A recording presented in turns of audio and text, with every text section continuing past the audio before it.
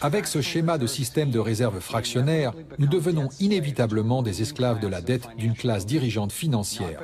Non pas parce que ces dirigeants sont meilleurs ou plus intelligents, mais parce qu'ils ont manipulé le système à leur avantage et au détriment de la plupart des gens sur la planète. Catherine Austin Fitts est une experte de la question. Elle a été sous-secrétaire d'État au logement et au développement urbain pendant le mandat du président Bush, père, puis conseillère auprès de l'administration Clinton. Faisons une partie de Monopoly et admettons que vous souhaitiez acheter la rue de la Paix. Je peux tout simplement imprimer de l'argent en permanence, m'en donner plus et abaisser ainsi la valeur de votre argent en imprimant toujours plus. Peu importe que vous travailliez dur ou que vous réussissiez dans la vie, je peux toujours vous acheter gratuitement.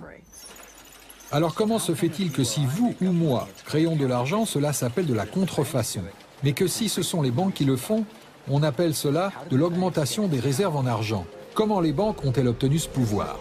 C'est en 1910, sur l'île Jekyll, que les représentants des familles Rockefeller, Rothschild, Morgan et d'autres banquiers privés se sont réunis en secret pour rédiger l'avant-projet de législation qui créera la Réserve fédérale américaine. Ed Griffin a retranscrit dans un livre ce qui s'est passé sur l'île de Jekyll. Les banques centrales sont des cartels bancaires qui ont établi un partenariat avec les gouvernements respectifs des pays où elles opèrent et à qui on a donné le monopole de la création des réserves d'argent d'une nation. C'est le cadeau que leur ont offert les politiciens, si l'on peut dire, pour le partenariat. Que font les banquiers pour les politiciens en retour? Puisqu'ils détiennent le pouvoir légal de le faire, ils promettent de créer de l'argent à partir de rien, chaque fois que le gouvernement en a besoin. Et depuis 2008, nous avons été les témoins de la plus importante période d'impression de faux argent de l'histoire. Ce tour de passe-passe financier dissimule les coûts, protège les responsables et fait de nous des esclaves de la dette qui doivent travailler pour rembourser la facture. Le service des recettes internes a été créé la même année que la Réserve fédérale américaine en 1913. Et l'impôt sur le revenu a ensuite été introduit afin que vous et moi payions la dette des politiciens plus les intérêts aux banquiers. Tout cela est plutôt révélateur. Le problème est qu'aux États-Unis, nous disposons d'un système de banque centrale privée déguisé en un système qui appartient au gouvernement. Si vous regardez dans l'annuaire de la ville Washington et cherchez la réserve fédérale dans les pages bleues caractéristiques du gouvernement, vous découvrirez qu'elle n'y est pas. Vous la trouverez dans les pages blanches, juste à côté de l'entreprise FedEx. C'est une banque centrale privée. Quelle devrait être la relation appropriée entre le président de la Réserve fédérale américaine et le président des États-Unis? Avant tout, la Réserve fédérale est une agence indépendante. Cela signifie essentiellement qu'aucune autre agence gouvernementale ne peut revenir sur nos décisions. Ne peut revenir sur nos décisions.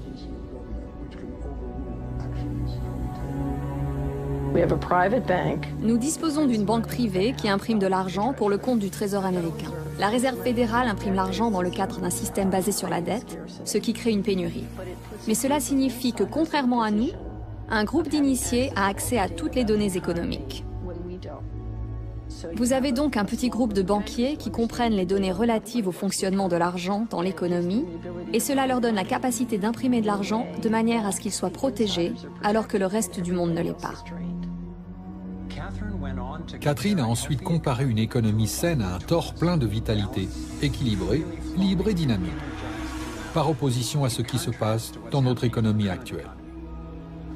C'est un système très dynamique et qui tend vers l'optimisation.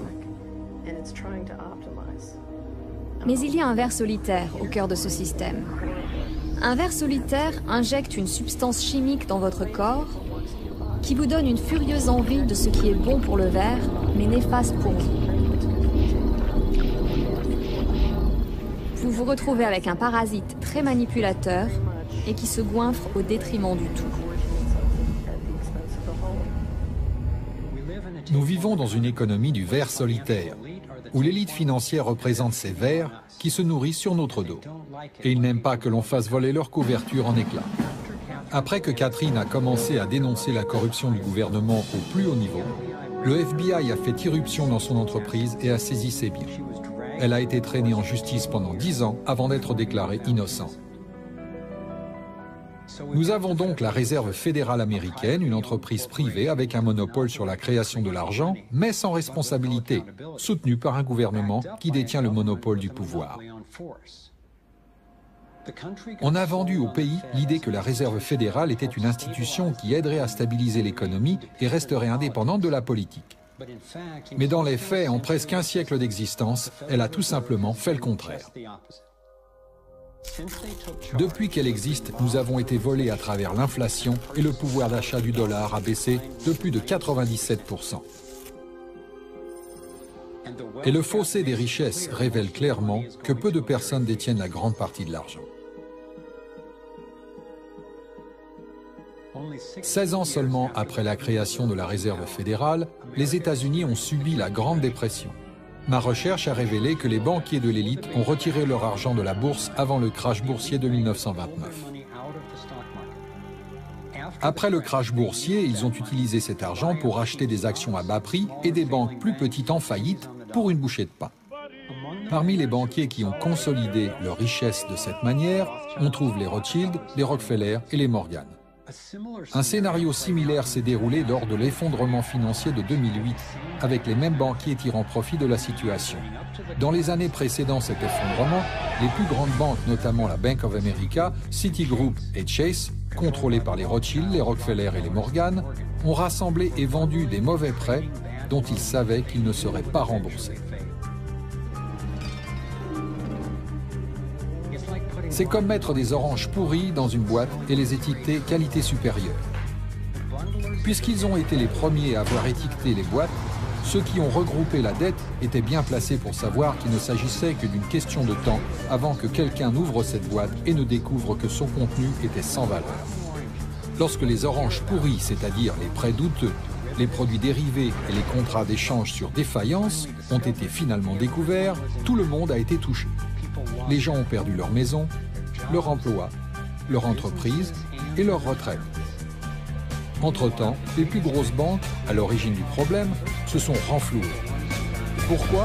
Pourquoi la Réserve fédérale aurait donné des milliers de milliards de dollars aux banques, alors que la majorité des Américains étaient contre l'idée de les renflouer ? Et pourquoi ne pas venir en aide aux plus démunis plutôt que de soutenir les instigateurs de l'effondrement financier ? Ma recherche m'a conduit à croire que les mêmes personnes qui avaient créé la Réserve fédérale, c'est-à-dire les Rothschild, les Rockefeller et les Morgan, la contrôlent toujours et l'utilisent pour se renflouer à notre détriment.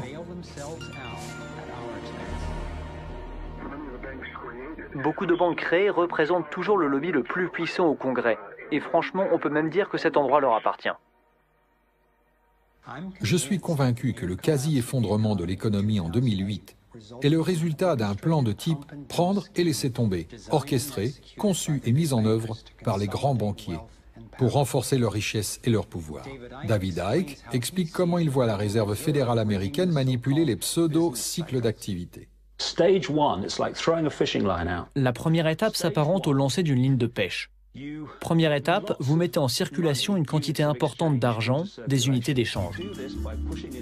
Pour ce faire, vous baissez les taux d'intérêt en accordant un grand nombre de prêts. Cette partie du cycle s'appelle un boom. Parce qu'il y a beaucoup d'unités d'échange en circulation, beaucoup d'argent passe de main en main, ce qui génère une activité économique intense. Cela génère de l'emploi et comme de plus en plus d'argent est dépensé, la demande augmente. Les entreprises contractent plus de prêts d'argent frais afin d'augmenter leur production.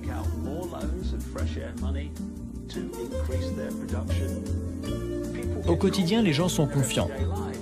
« Eh, tu sais, je travaille pour cette entreprise qui croule sous les commandes, ça marche vraiment bien. J'ai un travail sûr. D'ailleurs, nous sommes sur le point d'acheter une plus grande maison. » Et puis, quelque chose change. Ils tirent sur la ligne de pêche. Ils font grimper les taux d'intérêt. De moins en moins de personnes contractent des prêts et de toute façon, les banques renforcent les critères pour pouvoir obtenir un prêt.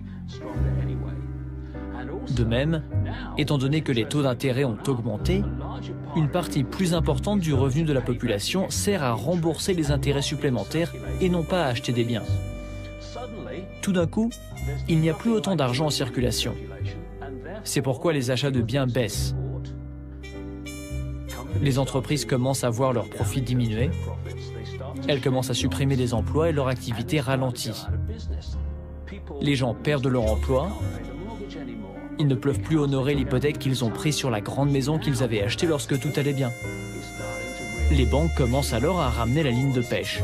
Car puisque les entreprises et les particuliers font faillite, ce sont elles qui possèdent la véritable richesse. Les propriétés, les terres et les ressources pour lesquelles elles avaient accordé d'une signature des prêts de simples chiffres sur un écran. Ce cycle économique consistant à jeter la ligne de pêche, à la ramener, à injecter une grande quantité d'unités d'échange dans l'économie fonctionne depuis des siècles. Le résultat ? Le vol et l'accumulation de la véritable richesse du monde dans les mains d'une poignée de personnes.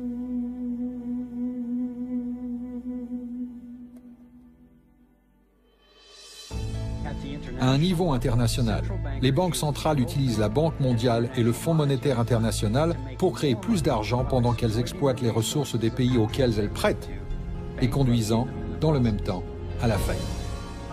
La Banque centrale des banques centrales est la banque des règlements internationaux créée par la famille Rothschild.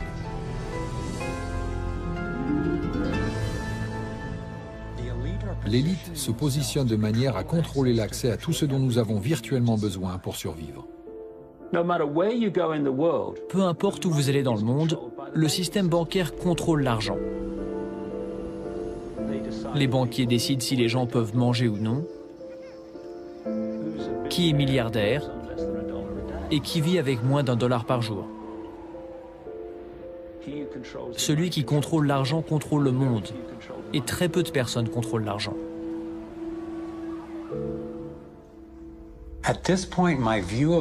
À ce stade, ma vision du monde a été bouleversée. J'ai réalisé que l'échec et la souffrance de tant de personnes représentent le succès et l'accomplissement d'une poignée de personnes. C'est-à-dire l'élite des banques centrales qui a convaincu le monde de les laisser créer de l'argent.